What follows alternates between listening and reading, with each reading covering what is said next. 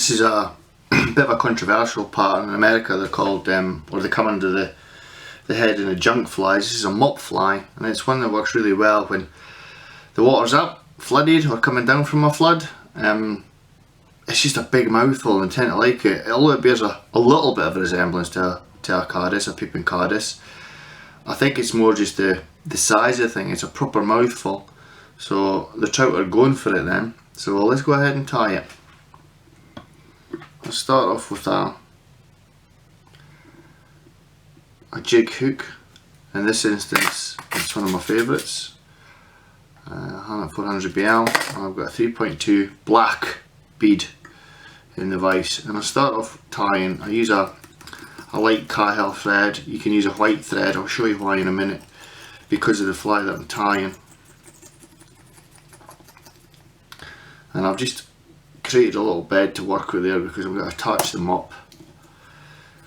I didn't need much, but just so that I've got a bed of tying thread to work on. You see it there? And this is a natural colour mop, so basically pretty much the same as a case caddis. And I'll just snip that off right at the base there. And like Fritz, it's got a core, so you pull some of this back until you reveal the core. Don't pull too much off.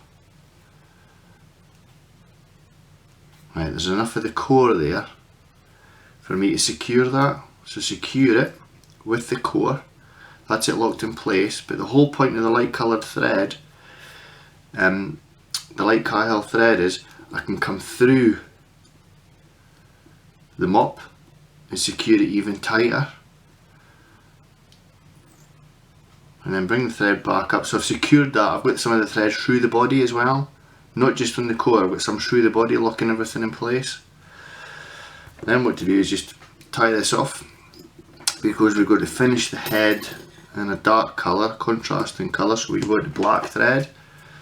That was a light Cahill, this is just black thread, 1/0. And then we're going to take a partridge hackle, and I'm going to tie this in. Strip some of the fluid away there, and I'll just pinch it back for the tips. You've got a little bit to work from. What I do is I tie it in at the top of the hook, because I'm going to tie it convex, concave. Just got to wrap around the body, and then just take my hackle pliers. Keep this under tension and pull the hackles up and back. Don't just pull them back, pull them up and back, and they'll start going one way. You'll get a couple of wraps around here, button up against each other. There's two. One more. Just secure the stalk there. In my scissors, snip it nice and tight. I like a really strong colour, so this is a Solderini 51, if you can just see that. This is basically jet black. A jet black man-made synthetic. And I'm just going to create a little rope. Maybe a little touch more. Just a little rope there. Just to cover up that little bit of space. Stroke your partridge fibres back. And what I do is I work for the bead back, and then with my tying thread I pull the tying thread tight into the dubbing 2 or 3 times. You never see it because it's black.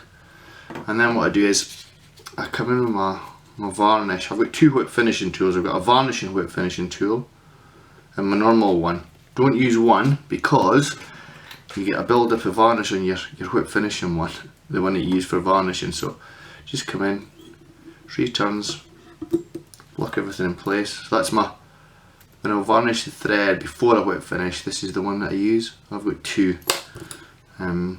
Yeah, it just makes everything a lot nicer and tidier.